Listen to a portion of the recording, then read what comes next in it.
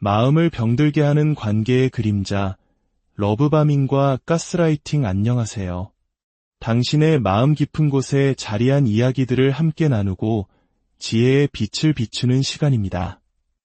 오늘 우리는 현대사회에서 점점 더 자주 들리지만 그만큼 오해도 많은 두 가지 개념에 대해 이야기 나누고자 합니다. 바로 정서적 학대라는 큰 우산 아래에 있는 러브바밍과 가스라이팅입니다. 이 단어들은 때로 너무 가볍게 사용되기도 하고 때로는 그 무게를 제대로 알지 못해 고통 속에서 홀로 신음하는 이들에게는 너무나 낯선 단어이기도 합니다.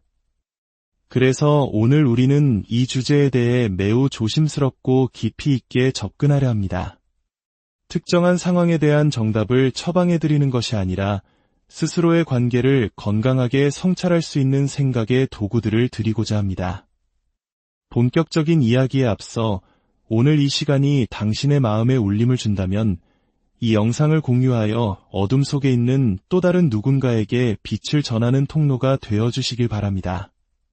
하나님의 은혜가 당신의 나눔을 통해 더 멀리 퍼져나가기를 소망합니다. 구독과 알림 설정은 저희가 계속해서 좋은 콘텐츠로 당신과 함께하는 데 큰 힘이 됩니다. 주님의 이름으로 당신의 삶에 평안과 축복이 가득하기를 기도합니다. 자, 그럼 시작하겠습니다. 먼저 러브바밍에 대해 알아보겠습니다. 말 그대로 사랑 폭격입니다. 이 단어의 뉘앙스를 이해하는 것이 중요합니다. 단순히 사랑을 많이 표현하는 것과는 근본적으로 다릅니다. 러브바밍은 그 강도와 속도에서 차이가 납니다. 마치 거대한 폭풍처럼 정신을 차릴 수 없을 정도로 맹렬하고 빠르게 다가옵니다. 러브바밍은 크게 두 가지 형태로 나타납니다. 첫째는 관계의 아주 초기 단계에서 나타나는 경우입니다. 만난 지 얼마 되지 않았는데 상대방은 하루 종일 연락하고 싶어하고 잠시라도 떨어져 있으면 불안해합니다. 과도한 선물 공세와 화려한 이벤트, 너 없이는 못 살아, 너는 내 세상의 전부야와 같은 극단적인 표현들로 상대의 마음을 순식간에 사로잡으려 합니다. 처음에는 이것이 열정적인 사랑이라고 느낄 수 있습니다. 아, 나를 이렇게까지 사랑해주는 사람이 있다니 하고 감동할 수도 있죠. 하지만 시간이 조금만 지나면 어딘가 모르게 부담스럽고 숨이 막혀오는 것을 느끼게 됩니다. 너무 빠르고 너무 과한 사랑. 그것이 첫 번째 신호입니다. 두 번째 형태는 더욱 교묘하고 파괴적입니다. 이미 관계가 형성된, 심지어 결혼한 부부 사이에서도 나타날 수 있습니다. 한 사람이 관계의 불균형이나 문제점을 인지하고 건강한 경계를 세우려고 할 때, 예를 들어 나는 더 이상 당신의 이런 행동을 받아들일 수 없어요 라고 선언하며 한 걸음 물러설 때 상대방은 갑자기 돌변합니다. 마치 서커스단의 광대들이 총출동한 것처럼 이전에는 상상도 할 수 없었던 온갖 사랑의 표현을 퍼붓기 시작합니다.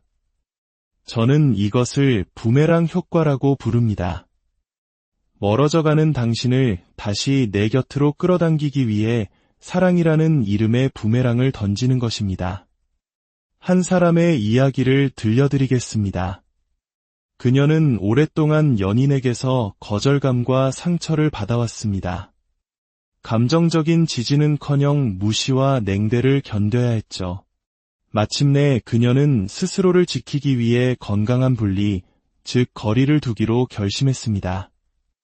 당신이 계속 나를 거절한다면 나도 내 주위에 안전한 벽을 세울 수밖에 없어요 라고 마음먹었죠. 그런데 그녀가 한 걸음 물러서는 바로 그 순간 기적이 일어난 것처럼 보였습니다. 끝없는 감정의 기근 상태에서 갑자기 화려한 축제가 시작된 것입니다. 매일같이 집 앞으로 배달되는 꽃과 선물들, 아마존과 꽃집 사장님만 신이 났을 겁니다. 그리고 귓가에 쏟아지는 달콤한 말들. 당신은 세상에서 가장 아름다운 사람이야. 너처럼 놀라운 사람은 없어. 그녀의 마음은 어땠을까요? 당연히 흔들렸습니다. 아, 이것이 내가 꿈에 그리던 사랑이구나. 그동안의 상처와 배신은 이 순간을 위한 과정이었을지도 몰라. 그녀는 그가 던진 낚싯바늘을 덥석 물었습니다. 이제 이 사람이 변했구나. 우리 관계에 희망이 있구나. 하고 굳게 믿었습니다. 하지만 문제는 그 이후에 발생합니다. 그녀가 다시 마음을 열고 관계가 안정되었다고 느끼는 순간 축제는 갑자기 끝나고 또다시 기나긴 기근이 찾아옵니다. 이전보다 더 깊은 거절감, 더 아픈 배신감이 그녀의 마음을 핥히었습니다. 성경 잠언에 소망이 더디 이루어지면 그것이 마음을 상하게 하거니와라는 말씀이 있습니다. 희망이 없던 상태에서 거대한 희망을 보았다가 다시 절망으로 떨어지는 것, 그 감정의 낙차는 영혼을 병들게 합니다. 그리고 이 패턴은 반복됩니다. 그녀가 또다시 상처받고 물러서면 그는 다시 사랑 폭격을 시작해 그녀를 되돌려 놓습니다. 이쯤 되면 우리는 깨달아야 합니다. 그의 동기는 무엇이었을까요? 그녀를 진심으로 아끼고 사랑해서였을까요? 아니었습니다. 그의 진짜 동기는 떠나간 당신을 다시 되찾는 것에서 오는 짜릿한 쾌감, 즉 추격의 스릴 그 자체였습니다. 사냥감이 덫에 걸리고 나면 사냥의 흥미가 사라지는 것처럼 그녀가 다시 돌아오면 그의 열정은 식어버렸던 것입니다. 이것은 친밀감이 아닌 강렬함에 중독된 관계입니다. 하나님께서 우리에게 가르쳐 주신 사랑의 방식과 이것이 얼마나 다른지 생각해 보십시오. 만약 하나님께서 이스라엘 백성을 러브바밍 방식으로 사랑하셨다면 어땠을까요? 광야를 헤매는 백성에게 매일 아침 만나를 꾸준히 내려주시는 대신 일주일에 하루만 산더미처럼 음식을 쏟아붓고 나머지 엿새는 굶게 하셨을까요? 밤에는 불기둥으로, 낮에는 구름기둥으로 한결같이 인도하시는 대신 어느 날 갑자기 변덕스럽게 사라져버리셨을까요? 아닙니다. 절대 그렇지 않으셨습니다. 성경이 말하는 하나님의 사랑, 히브리어로 헤세드라 불리는 사랑은 한결같은 사랑, 언약을 지키는 사랑입니다. 이것은 변함없고 신실하며 인내하고 결코 멈추지 않는 사랑입니다. 러브바밍은 이 헤세드의 사랑과 정반대 지점에 있습니다. 그 목적은 상대의 이성적 판단을 마비시킬 정도로 감각을 압도하여 결국 상대를 조종하고 통제하려는 것입니다. 그렇다면 진정한 사랑과 러브바밍을 어떻게 구별할 수 있을까요? 사도 바울이 고린도전서 13장에서 제시한 사랑의 정의는 완벽한 진단 도구가 됩니다. 사랑은 오래 참고, 사랑은 온유하며, 시기하지 아니하며, 사랑은 자랑하지 아니하며, 교만하지 아니하며, 무례히 행하지 아니하며, 자기의 유익을 구하지 아니하며, 성내지 아니하며, 악한 것을 생각하지 아니하며, 불의를 기뻐하지 아니하며, 진리와 함께 기뻐하고, 모든 것을 참으며, 모든 것을 믿으며, 모든 것을 바라며, 모든 것을 견디느니라. 러브바밍은 오래 참지 못합니다. 조급하고 강렬하죠. 자기의 유익을 구하며 상대를 되찾으려는 목적이 분명합니다. 이 말씀을 거울 삼아 당신의 관계를 비추어 보십시오. 그 사랑이 강렬함에 기반한 것입니까? 아니면 한결같은 친밀함에 기반한 것입니까? 이제 두 번째 주제인 가스라이팅으로 넘어가 보겠습니다. 이 용어는 가스등이라는 제목의 영화에서 유래했습니다. 남편이 집안의 가스등을 일부러 어둡게 해놓고는 아내가 집이 어두워진 것 같아요 라고 말할 때마다 당신이 예민해서 그래. 당신 정신이 이상해진 거 아니야. 라며 아내를 미친 사람으로 몰아가는 내용입니다. 이처럼 가스라이팅은 한 사람이 다른 사람의 현실 인식 능력을 교묘하게 조작하여 스스로를 의심하게 만드는 정서적 학대입니다. 가스라이팅을 하는 사람은 명백한 진실 앞에서도 거짓말을 합니다. 나는 그런 말 한 적 없어. 내가 잘못 기억하는 거야. 이게 다 너를 사랑해서 하는 말이야. 내가 너무 예민하게 반응하는 것뿐이야. 이런 말을 반복적으로 듣다 보면 피해자는 점차 자신의 기억과 감정, 심지어 정신 상태까지 의심하게 됩니다. 정말 내가 이상한 걸까? 내가 너무 예민한가? 모든 게 내 탓인가? 하면서 자기 자신에 대한 믿음을 잃어버리게 되는 것이죠. 마치 방향 감각을 잃게 만드는 정서적 현기증과 같습니다. 주변이 빙빙 도는 것 같고 무엇이 진실인지 분간할 수 없게 됩니다. 가스라이팅의 궁극적인 목표는 상대방을 통제하고 자신의 잘못에 대한 책임을 회피하는 것입니다. 입가에 초콜릿을 잔뜩 묻힌 아이에게 누가 쿠키 먹었니? 라고 물었을 때 아이가 천연덕스럽게 제가 안 그랬어요. 라고 말하는 것과 같습니다. 아이는 진실을 알고 있지만 책임을 피하기 위해 현실을 부정하는 것이죠. 성경에서도 비슷한 장면을 찾아볼 수 있습니다. 모세가 이스라엘 백성을 이끌고 이집트를 탈출했을 때 광야에서 고난에 직면한 백성들은 모세에게 불평을 쏟아냅니다. 어찌하여 우리를 이집트에서 이끌어내어 이 광야에서 죽게 하는가? 이집트에 있었을 때에는 고기 가마 곁에 앉아 떡을 배불리 먹었는데 잠시 생각해 봅시다. 그들이 정말 이집트에서 그렇게 행복했을까요? 그들은 혹독한 노동에 시달리던 노예가 아니었습니까? 백성들은 현재의 고통을 피하기 위해 과거의 끔찍했던 현실을 배불리 먹던 좋은 시절로 예곡하고 있는 것입니다. 그리고 그 책임을 모세에게 돌리며 그를 공격합니다. 이것이 바로 집단적 현실 왜곡이자 지도자를 향한 가스라이팅의 한 형태라고 볼 수 있습니다. 그렇다면 우리가 만약 이러한 러브바밍과 가스라이팅의 굴레에 갇혀 있다면 어떻게 해야 할까요?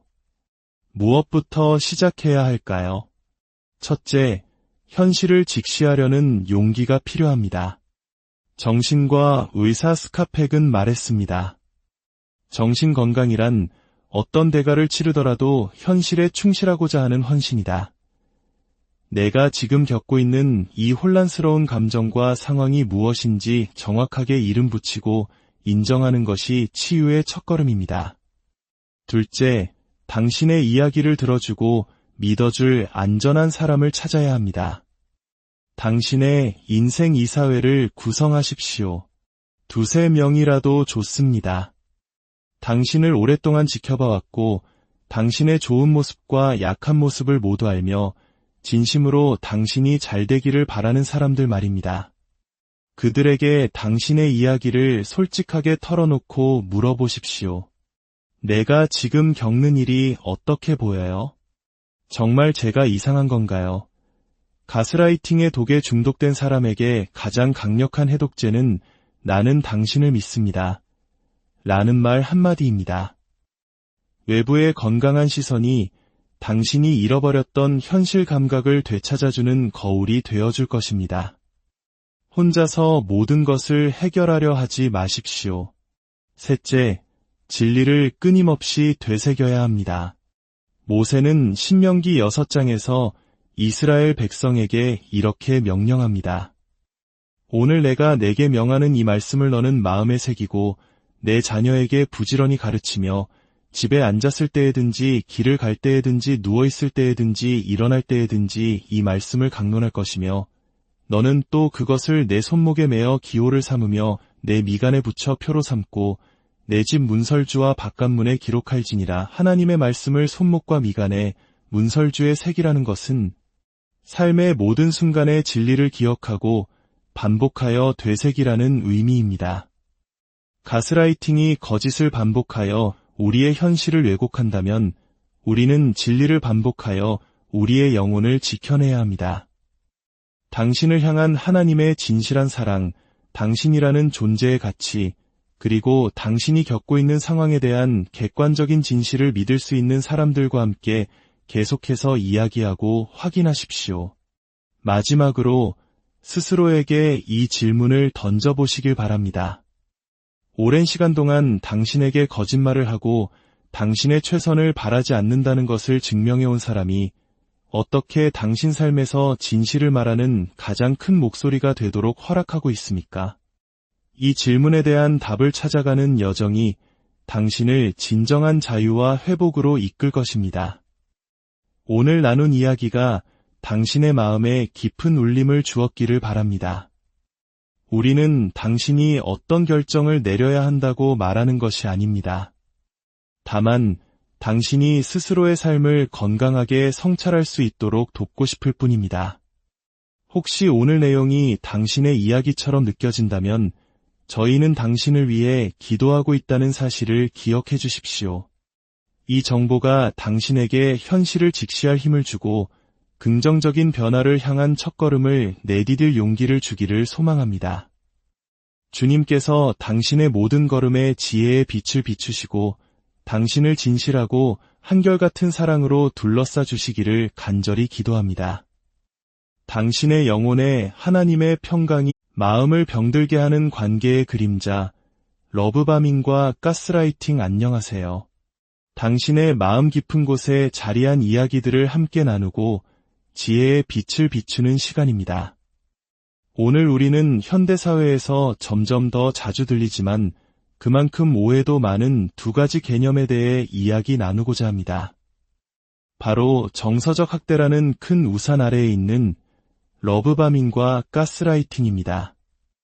이 단어들은 때로 너무 가볍게 사용되기도 하고 때로는 그 무게를 제대로 알지 못해 고통 속에서 홀로 신음하는 이들에게는 너무나 낯선 단어이기도 합니다. 그래서 오늘 우리는 이 주제에 대해 매우 조심스럽고 깊이 있게 접근하려 합니다. 특정한 상황에 대한 정답을 처방해드리는 것이 아니라 스스로의 관계를 건강하게 성찰할 수 있는 생각의 도구들을 드리고자 합니다. 본격적인 이야기에 앞서 오늘 이 시간이 당신의 마음에 울림을 준다면 이 영상을 공유하여 어둠 속에 있는 또 다른 누군가에게 빛을 전하는 통로가 되어주시길 바랍니다. 하나님의 은혜가 당신의 나눔을 통해 더 멀리 퍼져나가기를 소망합니다.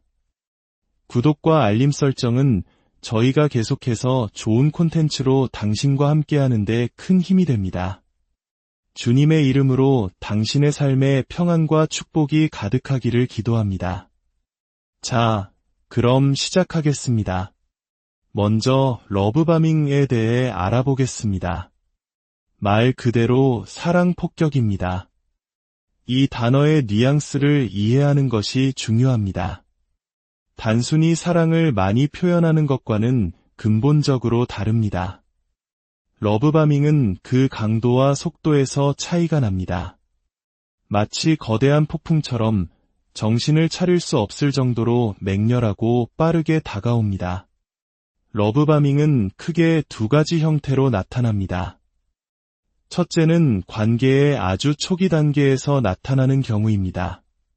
만난 지 얼마 되지 않았는데 상대방은 하루 종일 연락하고 싶어하고 잠시라도 떨어져 있으면 불안해합니다.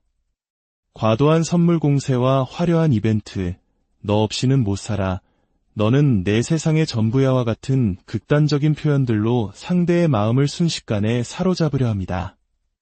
처음에는 이것이 열정적인 사랑이라고 느낄 수 있습니다. 아, 나를 이렇게까지 사랑해주는 사람이 있다니 하고 감동할 수도 있죠. 하지만 시간이 조금만 지나면 어딘가 모르게 부담스럽고 숨이 막혀오는 것을 느끼게 됩니다. 너무 빠르고 너무 과한 사랑. 그것이 첫 번째 신호입니다. 두 번째 형태는 더욱 교묘하고 파괴적입니다. 이미 관계가 형성된, 심지어 결혼한 부부 사이에서도 나타날 수 있습니다. 한 사람이 관계의 불균형이나 문제점을 인지하고 건강한 경계를 세우려고 할 때, 예를 들어 나는 더 이상 당신의 이런 행동을 받아들일 수 없어요 라고 선언하며 한 걸음 물러설 때 상대방은 갑자기 돌변합니다. 마치 서커스단의 광대들이 총출동한 것처럼 이전에는 상상도 할 수 없었던 온갖 사랑의 표현을 퍼붓기 시작합니다. 저는 이것을 부메랑 효과라고 부릅니다.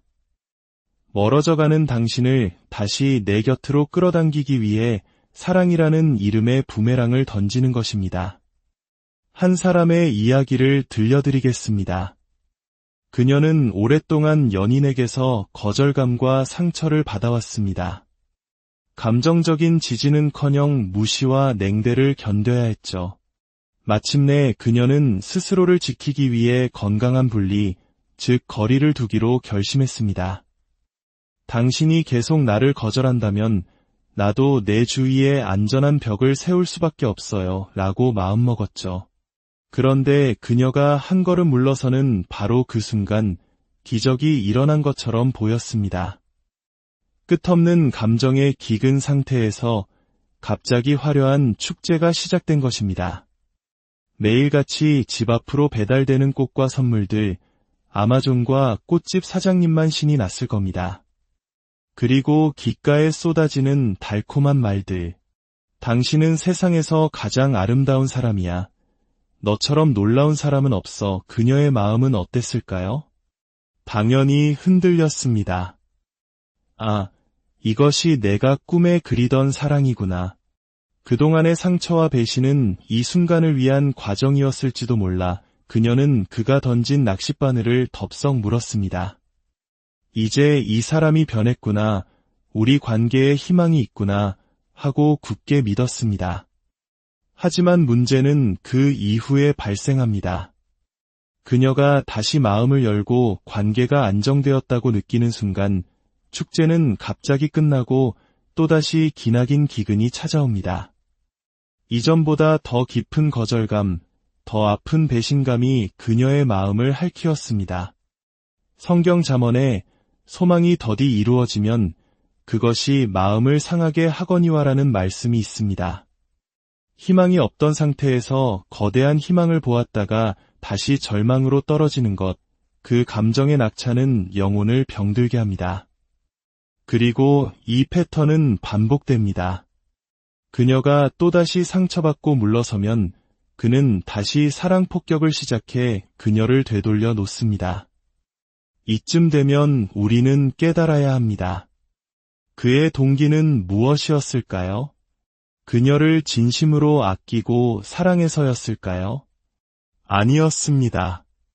그의 진짜 동기는 떠나간 당신을 다시 되찾는 것에서 오는 짜릿한 쾌감, 즉 추격의 스릴 그 자체였습니다.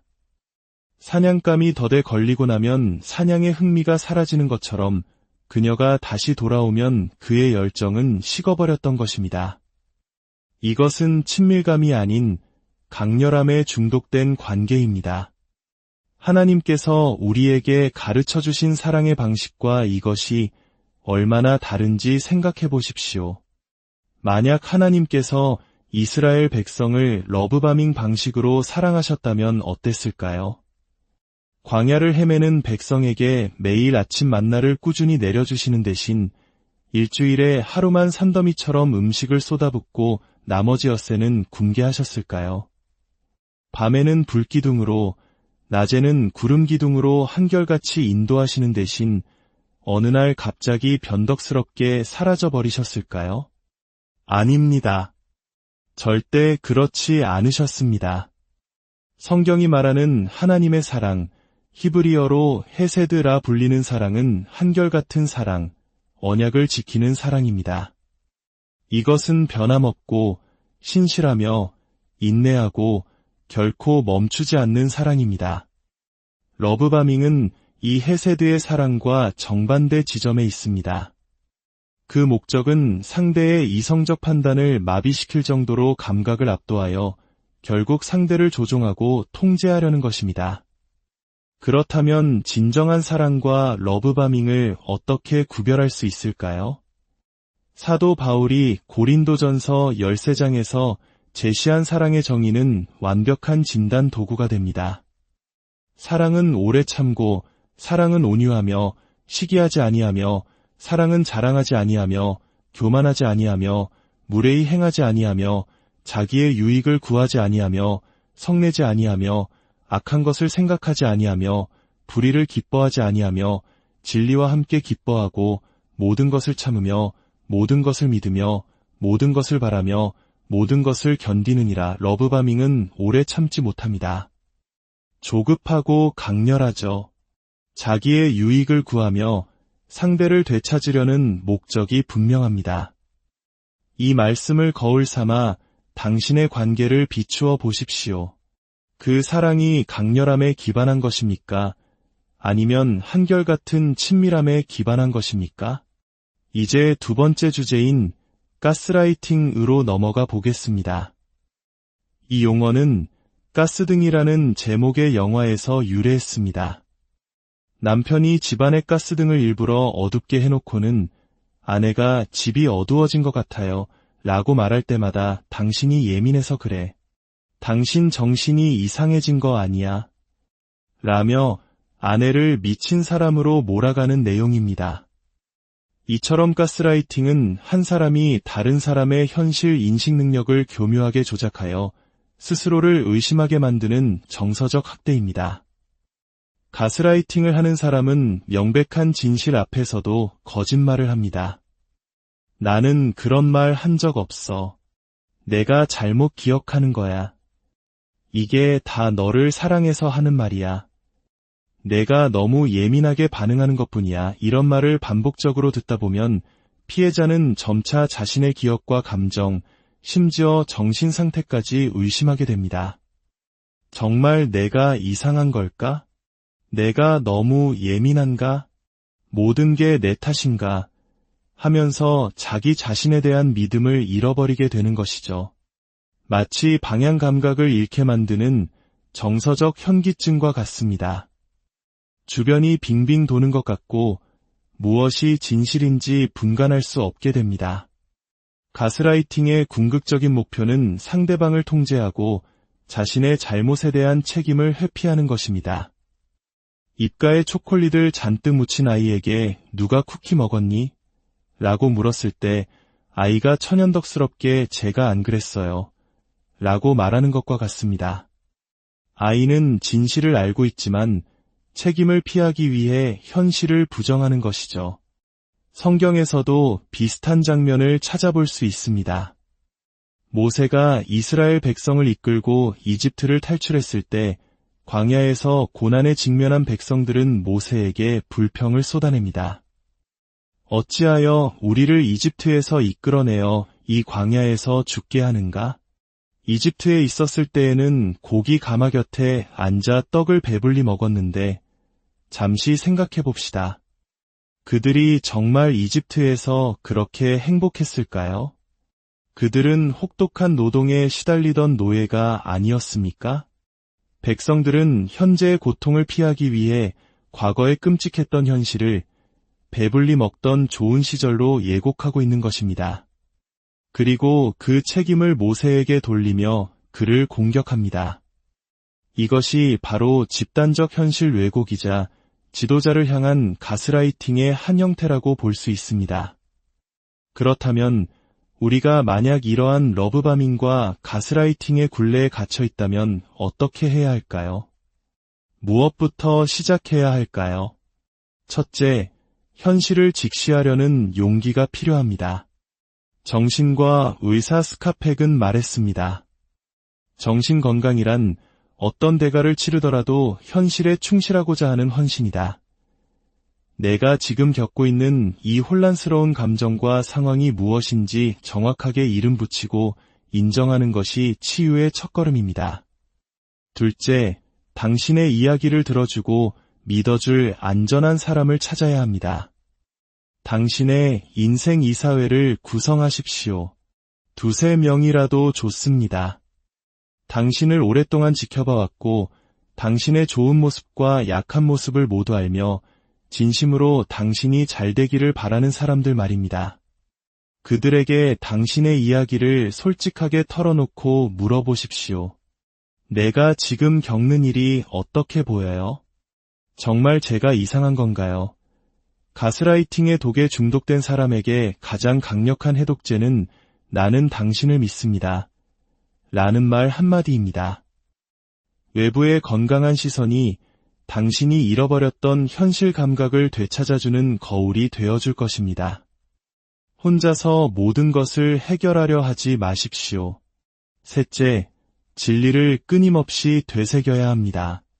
모세는 신명기 6장에서 이스라엘 백성에게 이렇게 명령합니다. 오늘 내가 내게 명하는 이 말씀을 너는 마음에 새기고 내 자녀에게 부지런히 가르치며 집에 앉았을 때에든지 길을 갈 때에든지 누워있을 때에든지 일어날 때에든지 이 말씀을 강론할 것이며 너는 또 그것을 내 손목에 매어 기호를 삼으며 내 미간에 붙여 표로 삼고 내 집 문설주와 바깥문에 기록할지니라. 하나님의 말씀을 손목과 미간에 문설주에 새기라는 것은 삶의 모든 순간의 진리를 기억하고 반복하여 되새기라는 의미입니다. 가스라이팅이 거짓을 반복하여 우리의 현실을 왜곡한다면 우리는 진리를 반복하여 우리의 영혼을 지켜내야 합니다. 당신을 향한 하나님의 진실한 사랑, 당신이라는 존재의 가치, 그리고 당신이 겪고 있는 상황에 대한 객관적인 진실을 믿을 수 있는 사람들과 함께 계속해서 이야기하고 확인하십시오. 마지막으로 스스로에게 이 질문을 던져보시길 바랍니다. 오랜 시간 동안 당신에게 거짓말을 하고 당신의 최선을 바라지 않는다는 것을 증명해온 사람이 어떻게 당신 삶에서 진실을 말하는 가장 큰 목소리가 되도록 허락하고 있습니까? 이 질문에 대한 답을 찾아가는 여정이 당신을 진정한 자유와 회복으로 이끌 것입니다. 오늘 나눈 이야기가 당신의 마음에 깊은 울림을 주었기를 바랍니다. 우리는 당신이 어떤 결정을 내려야 한다고 말하는 것이 아닙니다. 다만 당신이 스스로의 삶을 건강하게 성찰할 수 있도록 돕고 싶을 뿐입니다. 혹시 오늘 내용이 당신의 이야기처럼 느껴진다면 저희는 당신을 위해 기도하고 있다는 사실을 기억해 주십시오. 이 정보가 당신에게 현실을 직시할 힘을 주고 긍정적인 변화를 향한 첫걸음을 내디딜 용기를 주기를 소망합니다. 주님께서 당신의 모든 걸음에 지혜의 빛을 비추시고 당신을 진실하고 한결같은 사랑으로 둘러싸 주시기를 간절히 기도합니다. 당신의 영혼에 하나님의 평강이 마음을 병들게 하는 관계의 그림자, 러브바밍과 가스라이팅 안녕하세요. 당신의 마음 깊은 곳에 자리한 이야기들을 함께 나누고 지혜의 빛을 비추는 시간입니다. 오늘 우리는 현대사회에서 점점 더 자주 들리지만 그만큼 오해도 많은 두 가지 개념에 대해 이야기 나누고자 합니다. 바로 정서적 학대라는 큰 우산 아래에 있는 러브바밍과 가스라이팅입니다. 이 단어들은 때로 너무 가볍게 사용되기도 하고 때로는 그 무게를 제대로 알지 못해 고통 속에서 홀로 신음하는 이들에게는 너무나 낯선 단어이기도 합니다. 그래서 오늘 우리는 이 주제에 대해 매우 조심스럽고 깊이 있게 접근하려 합니다. 특정한 상황에 대한 정답을 처방해드리는 것이 아니라 스스로의 관계를 건강하게 성찰할 수 있는 생각의 도구들을 드리고자 합니다. 본격적인 이야기에 앞서 오늘 이 시간이 당신의 마음에 울림을 준다면 이 영상을 공유하여 어둠 속에 있는 또 다른 누군가에게 빛을 전하는 통로가 되어주시길 바랍니다. 하나님의 은혜가 당신의 나눔을 통해 더 멀리 퍼져나가기를 소망합니다. 구독과 알림 설정은 저희가 계속해서 좋은 콘텐츠로 당신과 함께하는 데 큰 힘이 됩니다. 주님의 이름으로 당신의 삶에 평안과 축복이 가득하기를 기도합니다. 자, 그럼 시작하겠습니다. 먼저 러브바밍에 대해 알아보겠습니다. 말 그대로 사랑 폭격입니다. 이 단어의 뉘앙스를 이해하는 것이 중요합니다. 단순히 사랑을 많이 표현하는 것과는 근본적으로 다릅니다. 러브바밍은 그 강도와 속도에서 차이가 납니다. 마치 거대한 폭풍처럼 정신을 차릴 수 없을 정도로 맹렬하고 빠르게 다가옵니다. 러브바밍은 크게 두 가지 형태로 나타납니다. 첫째는 관계의 아주 초기 단계에서 나타나는 경우입니다. 만난 지 얼마 되지 않았는데 상대방은 하루 종일 연락하고 싶어하고 잠시라도 떨어져 있으면 불안해합니다. 과도한 선물 공세와 화려한 이벤트, 너 없이는 못 살아, 너는 내 세상의 전부야와 같은 극단적인 표현들로 상대의 마음을 순식간에 사로잡으려 합니다. 처음에는 이것이 열정적인 사랑이라고 느낄 수 있습니다. 아, 나를 이렇게까지 사랑해주는 사람이 있다니 하고 감동할 수도 있죠. 하지만 시간이 조금만 지나면 어딘가 모르게 부담스럽고 숨이 막혀오는 것을 느끼게 됩니다. 너무 빠르고 너무 과한 사랑. 그것이 첫 번째 신호입니다. 두 번째 형태는 더욱 교묘하고 파괴적입니다. 이미 관계가 형성된, 심지어 결혼한 부부 사이에서도 나타날 수 있습니다. 한 사람이 관계의 불균형이나 문제점을 인지하고 건강한 경계를 세우려고 할 때, 예를 들어 나는 더 이상 당신의 이런 행동을 받아들일 수 없어요 라고 선언하며 한 걸음 물러설 때 상대방은 갑자기 돌변합니다. 마치 서커스단의 광대들이 총출동한 것처럼 이전에는 상상도 할 수 없었던 온갖 사랑의 표현을 퍼붓기 시작합니다. 저는 이것을 부메랑 효과라고 부릅니다. 멀어져가는 당신을 다시 내 곁으로 끌어당기기 위해 사랑이라는 이름의 부메랑을 던지는 것입니다. 한 사람의 이야기를 들려드리겠습니다. 그녀는 오랫동안 연인에게서 거절감과 상처를 받아왔습니다. 감정적인 지지는커녕 무시와 냉대를 견뎌야 했죠. 마침내 그녀는 스스로를 지키기 위해 건강한 분리, 즉 거리를 두기로 결심했습니다. 당신이 계속 나를 거절한다면 나도 내 주위에 안전한 벽을 세울 수밖에 없어요 라고 마음먹었죠. 그런데 그녀가 한 걸음 물러서는 바로 그 순간 기적이 일어난 것처럼 보였습니다. 끝없는 감정의 기근 상태에서 갑자기 화려한 축제가 시작된 것입니다. 매일같이 집 앞으로 배달되는 꽃과 선물들, 아마존과 꽃집 사장님만 신이 났을 겁니다. 그리고 귓가에 쏟아지는 달콤한 말들. 당신은 세상에서 가장 아름다운 사람이야. 너처럼 놀라운 사람은 없어. 그녀의 마음은 어땠을까요? 당연히 흔들렸습니다. 아, 이것이 내가 꿈에 그리던 사랑이구나. 그동안의 상처와 배신은 이 순간을 위한 과정이었을지도 몰라 그녀는 그가 던진 낚싯바늘을 덥석 물었습니다. 이제 이 사람이 변했구나, 우리 관계에 희망이 있구나 하고 굳게 믿었습니다. 하지만 문제는 그 이후에 발생합니다. 그녀가 다시 마음을 열고 관계가 안정되었다고 느끼는 순간 축제는 갑자기 끝나고 또다시 기나긴 기근이 찾아옵니다. 이전보다 더 깊은 거절감, 더 아픈 배신감이 그녀의 마음을 핥히었습니다.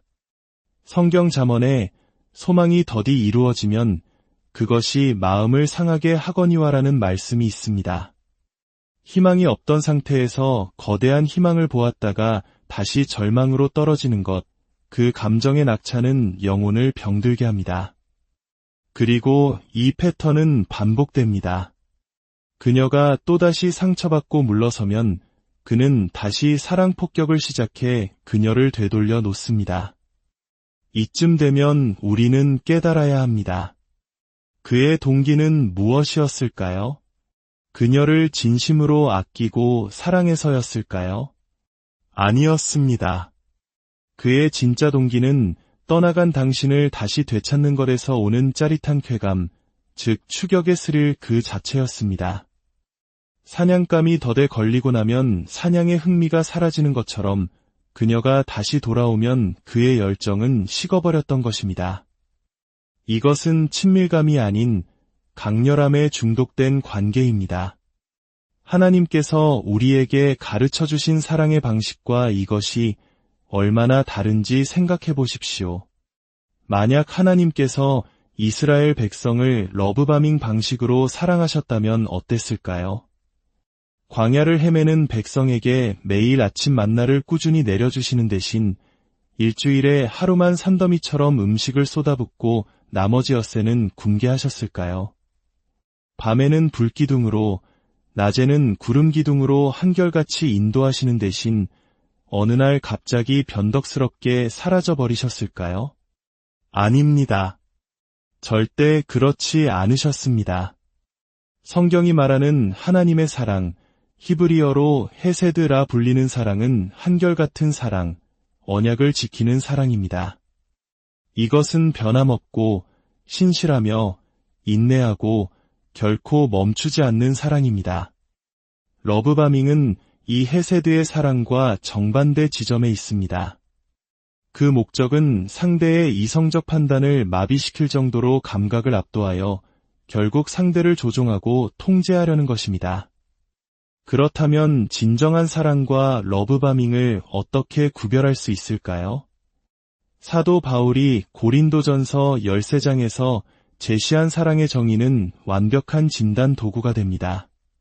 사랑은 오래 참고, 사랑은 온유하며, 시기하지 아니하며, 사랑은 자랑하지 아니하며, 교만하지 아니하며, 무례히 행하지 아니하며, 자기의 유익을 구하지 아니하며, 성내지 아니하며, 악한 것을 생각하지 아니하며, 불의를 기뻐하지 아니하며, 진리와 함께 기뻐하고, 모든 것을 참으며, 모든 것을 믿으며, 모든 것을 바라며, 모든 것을 견디느니라. 러브바밍은 오래 참지 못합니다. 조급하고 강렬하죠. 자기의 유익을 구하며 상대를 되찾으려는 목적이 분명합니다. 이 말씀을 거울 삼아 당신의 관계를 비추어 보십시오. 그 사랑이 강렬함에 기반한 것입니까? 아니면 한결같은 친밀함에 기반한 것입니까? 이제 두 번째 주제인 가스라이팅으로 넘어가 보겠습니다. 이 용어는 가스등이라는 제목의 영화에서 유래했습니다. 남편이 집안의 가스등을 일부러 어둡게 해놓고는 아내가 집이 어두워진 것 같아요 라고 말할 때마다 당신이 예민해서 그래. 당신 정신이 이상해진 거 아니야? 라며 아내를 미친 사람으로 몰아가는 내용입니다. 이처럼 가스라이팅은 한 사람이 다른 사람의 현실 인식 능력을 교묘하게 조작하여 스스로를 의심하게 만드는 정서적 학대입니다. 가스라이팅을 하는 사람은 명백한 진실 앞에서도 거짓말을 합니다. 나는 그런 말 한 적 없어. 내가 잘못 기억하는 거야. 이게 다 너를 사랑해서 하는 말이야. 내가 너무 예민하게 반응하는 것뿐이야. 이런 말을 반복적으로 듣다 보면 피해자는 점차 자신의 기억과 감정, 심지어 정신 상태까지 의심하게 됩니다. 정말 내가 이상한 걸까? 내가 너무 예민한가? 모든 게 내 탓인가? 하면서 자기 자신에 대한 믿음을 잃어버리게 되는 것이죠. 마치 방향 감각을 잃게 만드는 정서적 현기증과 같습니다. 주변이 빙빙 도는 것 같고 무엇이 진실인지 분간할 수 없게 됩니다. 가스라이팅의 궁극적인 목표는 상대방을 통제하고 자신의 잘못에 대한 책임을 회피하는 것입니다. 입가에 초콜릿을 잔뜩 묻힌 아이에게 누가 쿠키 먹었니? 라고 물었을 때 아이가 천연덕스럽게 제가 안 그랬어요. 라고 말하는 것과 같습니다. 아이는 진실을 알고 있지만 책임을 피하기 위해 현실을 부정하는 것이죠. 성경에서도 비슷한 장면을 찾아볼 수 있습니다.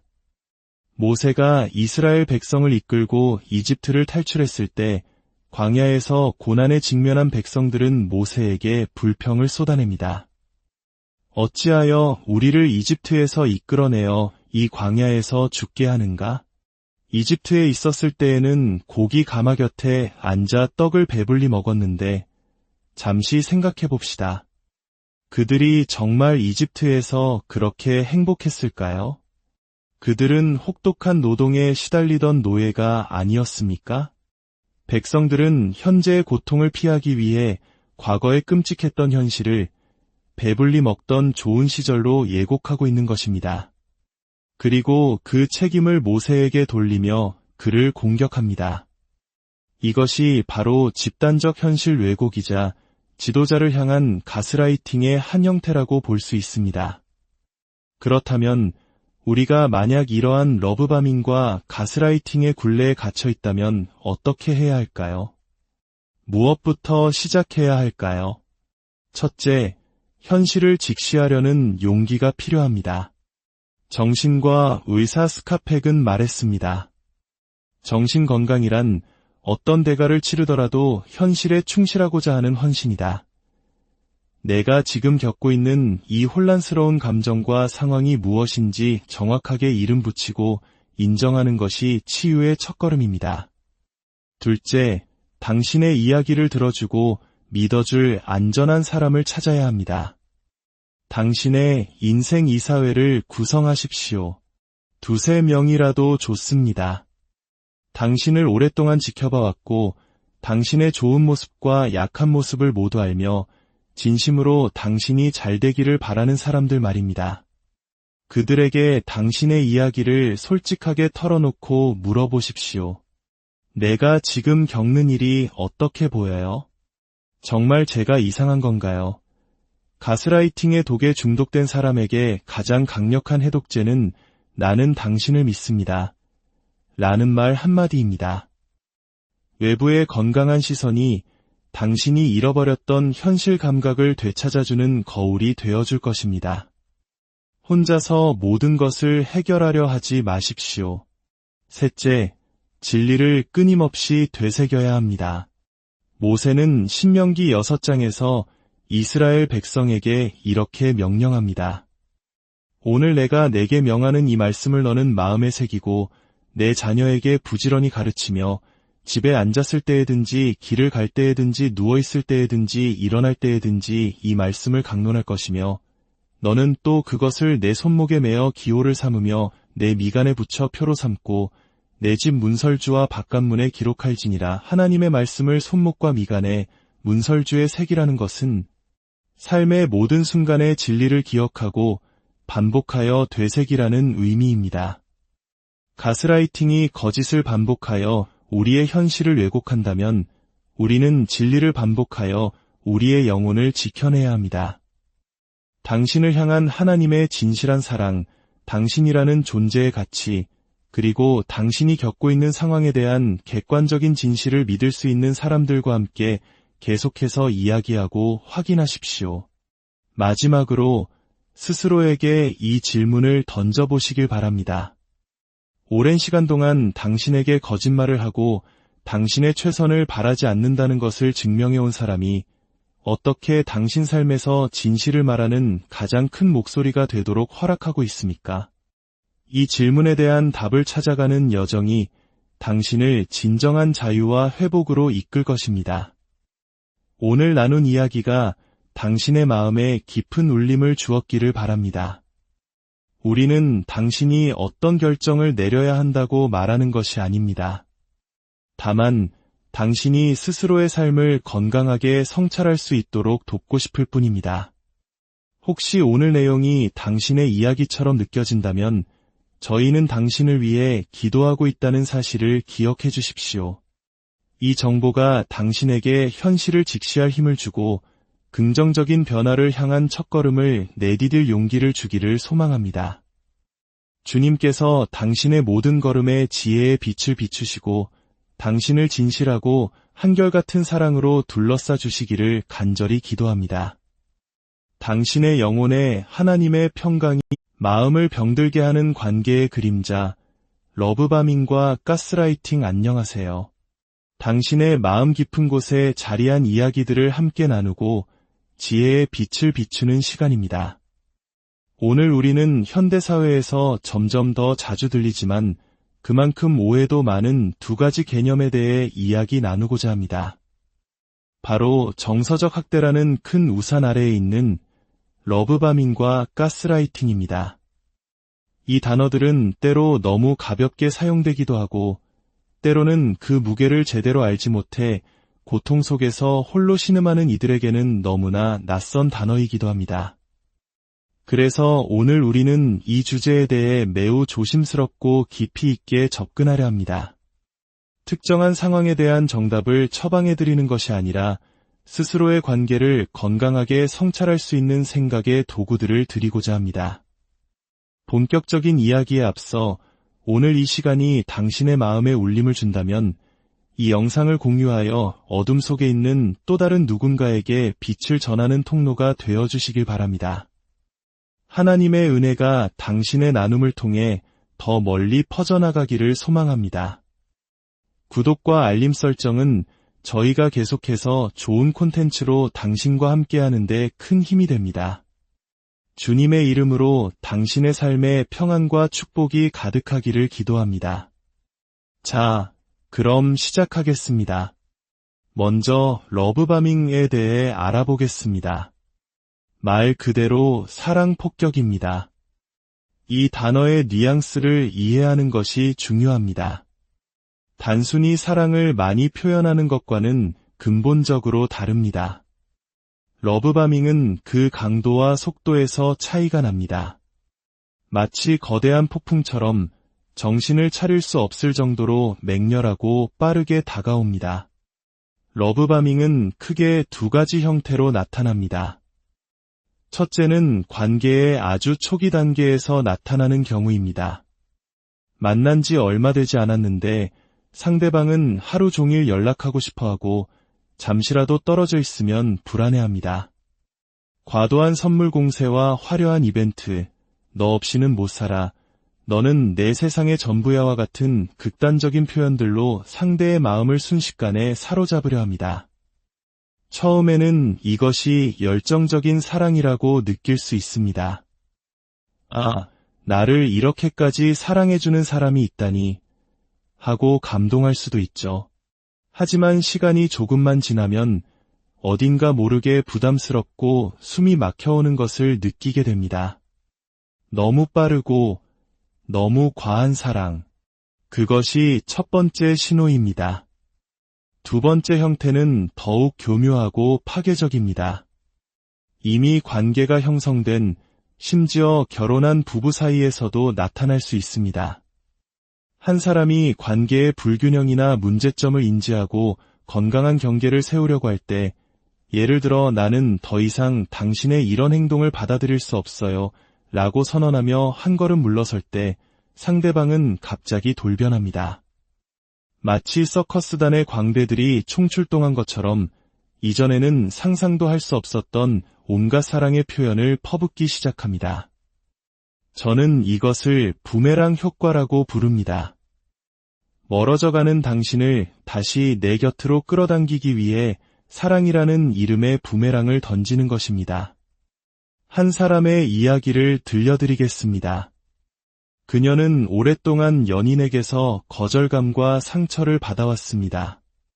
감정적인 지지는커녕 무시와 냉대를 견뎌야 했죠. 마침내 그녀는 스스로를 지키기 위해 건강한 분리, 즉 거리를 두기로 결심했습니다. 당신이 계속 나를 거절한다면 나도 내 주위에 안전한 벽을 세울 수밖에 없어요 라고 마음먹었죠. 그런데 그녀가 한 걸음 물러서는 바로 그 순간 기적이 일어난 것처럼 보였습니다. 끝없는 감정의 기근 상태에서 갑자기 화려한 축제가 시작된 것입니다. 매일같이 집 앞으로 배달되는 꽃과 선물들, 아마존과 꽃집 사장님만 신이 났을 겁니다. 그리고 귓가에 쏟아지는 달콤한 말들. 당신은 세상에서 가장 아름다운 사람이야. 너처럼 놀라운 사람은 없어. 그녀의 마음은 어땠을까요? 당연히 흔들렸습니다. 아, 이것이 내가 꿈에 그리던 사랑이구나. 그동안의 상처와 배신은 이 순간을 위한 과정이었을지도 몰라 그녀는 그가 던진 낚싯바늘을 덥석 물었습니다. 이제 이 사람이 변했구나. 우리 관계에 희망이 있구나. 하고 굳게 믿었습니다. 하지만 문제는 그 이후에 발생합니다. 그녀가 다시 마음을 열고 관계가 안정되었다고 느끼는 순간 축제는 갑자기 끝나고 또다시 기나긴 기근이 찾아옵니다. 이전보다 더 깊은 거절감, 더 아픈 배신감이 그녀의 마음을 핥히었습니다. 성경 잠언에 소망이 더디 이루어지면 그것이 마음을 상하게 하거니와라는 말씀이 있습니다. 희망이 없던 상태에서 거대한 희망을 보았다가 다시 절망으로 떨어지는 것, 그 감정의 낙차는 영혼을 병들게 합니다. 그리고 이 패턴은 반복됩니다. 그녀가 또다시 상처받고 물러서면 그는 다시 사랑 폭격을 시작해 그녀를 되돌려 놓습니다. 이쯤 되면 우리는 깨달아야 합니다. 그의 동기는 무엇이었을까요? 그녀를 진심으로 아끼고 사랑해서였을까요? 아니었습니다. 그의 진짜 동기는 떠나간 당신을 다시 되찾는 것에서 오는 짜릿한 쾌감, 즉 추격의 스릴 그 자체였습니다. 사냥감이 덫에 걸리고 나면 사냥의 흥미가 사라지는 것처럼 그녀가 다시 돌아오면 그의 열정은 식어버렸던 것입니다. 이것은 친밀감이 아닌 강렬함에 중독된 관계입니다. 하나님께서 우리에게 가르쳐 주신 사랑의 방식과 이것이 얼마나 다른지 생각해 보십시오. 만약 하나님께서 이스라엘 백성을 러브바밍 방식으로 사랑하셨다면 어땠을까요? 광야를 헤매는 백성에게 매일 아침 만나를 꾸준히 내려주시는 대신 일주일에 하루만 산더미처럼 음식을 쏟아붓고 나머지 엿새는 굶게 하셨을까요? 밤에는 불기둥으로, 낮에는 구름기둥으로 한결같이 인도하시는 대신 어느 날 갑자기 변덕스럽게 사라져버리셨을까요? 아닙니다. 절대 그렇지 않으셨습니다. 성경이 말하는 하나님의 사랑, 히브리어로 헤세드라 불리는 사랑은 한결같은 사랑, 언약을 지키는 사랑입니다. 이것은 변함없고 신실하며 인내하고 결코 멈추지 않는 사랑입니다. 러브바밍은 이 헤세드의 사랑과 정반대 지점에 있습니다. 그 목적은 상대의 이성적 판단을 마비시킬 정도로 감각을 압도하여 결국 상대를 조종하고 통제하려는 것입니다.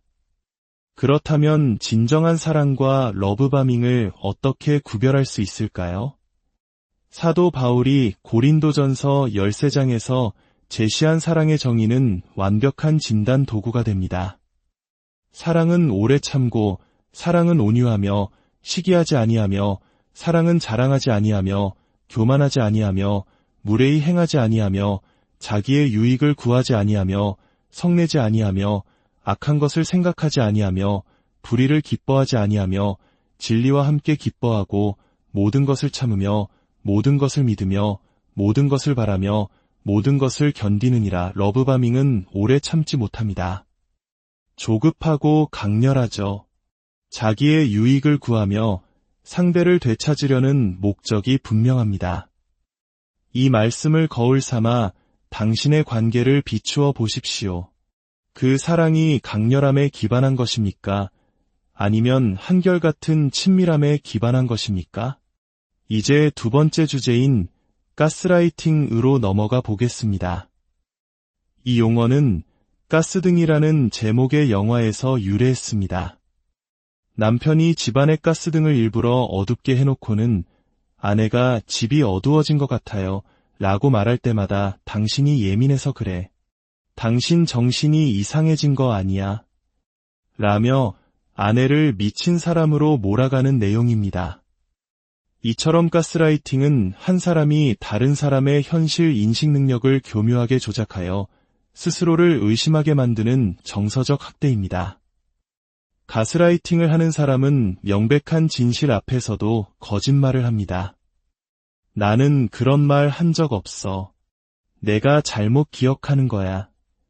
이게 다 너를 사랑해서 하는 말이야. 내가 너무 예민하게 반응하는 것뿐이야. 이런 말을 반복적으로 듣다 보면 피해자는 점차 자신의 기억과 감정, 심지어 정신 상태까지 의심하게 됩니다. 정말 내가 이상한 걸까? 내가 너무 예민한가? 모든 게 내 탓인가? 하면서 자기 자신에 대한 믿음을 잃어버리게 되는 것이죠. 마치 방향 감각을 잃게 만드는 정서적 현기증과 같습니다. 주변이 빙빙 도는 것 같고 무엇이 진실인지 분간할 수 없게 됩니다. 가스라이팅의 궁극적인 목표는 상대방을 통제하고 자신의 잘못에 대한 책임을 회피하는 것입니다. 입가에 초콜릿을 잔뜩 묻힌 아이에게 누가 쿠키 먹었니? 라고 물었을 때 아이가 천연덕스럽게 제가 안 그랬어요. 라고 말하는 것과 같습니다. 아이는 진실을 알고 있지만 책임을 피하기 위해 현실을 부정하는